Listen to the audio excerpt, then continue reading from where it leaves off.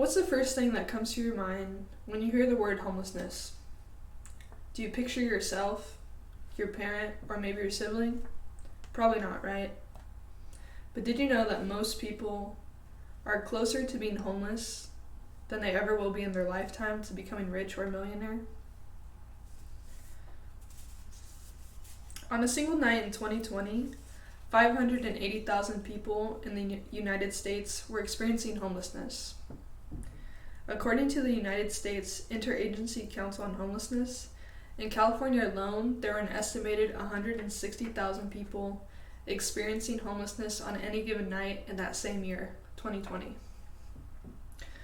Nobody should be homeless, and nobody should have to go without a home, no matter their circumstances or the challenges that they may face day to day. Today I'm going to discuss homelessness, the problems within it, the causes, and some solutions that have been suggested. Now, there are two major problems within homelessness: income insecurity and health issues. So with health issues, we can break this down into two separate things. We can break it down into mental health and physical health. Homelessness exacerbates or can lead to serious health problems, and a lot of people also have chronic health issues that can worsen over time, such as asthma, lung conditions, tuberculosis, HIV/AIDS, multiple things.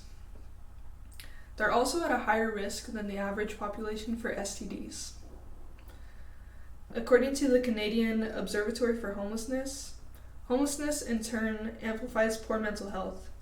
The stress and experience of being homeless may exacerbate previous mental illness and encourage anxiety, fear, depression, sleeplessness, and substance abuse. Now, as far as income insecurity, this could be due to unemployment or inconsistent work and/or pay. According to Joy Junction, many do have an income, however, many of their incomes may come infrequently, adding to the stress of living on the street. The situation makes it more difficult to save money to find a place to rent. Now that we have gone over the problems within homelessness, let's take a look at the causes of these problems. So what exactly causes homelessness? Let's take a look. Lack of health services and lack of affordable housing. So according to Joy Junction, people who have mental health and substance use disorders and are homeless are more likely to have immediate life-threatening physical illness and live in dangerous situations. More than 10% of people who seek mental health help and substance abuse help are homeless. The next thing is lack of affordable housing. This can also be paired with unemployment as well. They go hand in hand. So according to endhomelessness.org, too little income combined with the dwindling availability of low-cost housing leaves many people at risk for homelessness. Many people are also unable to work. This may be due to a disability, and you'll see many homeless people that are on the streets. Many of them do have disabilities. Some people simply just cannot earn enough to find a place to rent or to save up enough to rent. Now, most of these problems are caused by a lack of healthcare and a lack of affordable housing. But they can be solved with suggested solutions. So finally, let's discuss these solutions and how they would help. We have two solutions: housing first and health and social services. So housing first.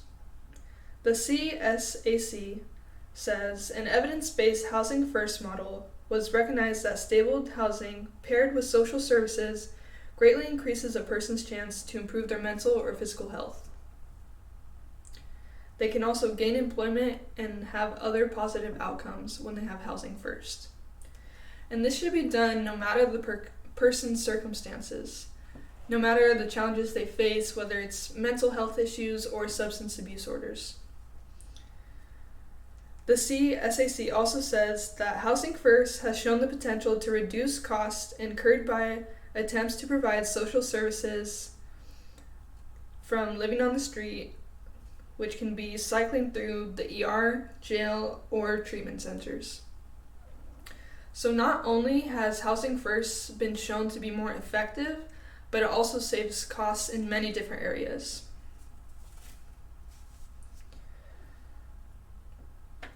Now, moving on to health and social services. According to an article written by Jack Tsai and Kelly Doran, studies have shown that healthcare services integrated with housing and social services are the best comprehensive way to address the needs of homeless populations. Now, as we come to an end, let's remember the things that we've discussed. First, we discussed the problems, which are health issues and income insecurity. Then we discussed the causes, which are lack of health services and affordable housing. And finally, the solutions to dissolve these hardships. Housing First paired with health and social services. Now, fortunately, this is something that we can solve today.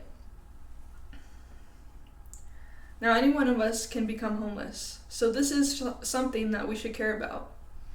This could be you or a loved one out on those same streets that you see people on today. Now, if that was you or your loved one, would you want to be met with support and resources to help uplift you? Or would you want to be pushed to the side and neglected and forgotten about?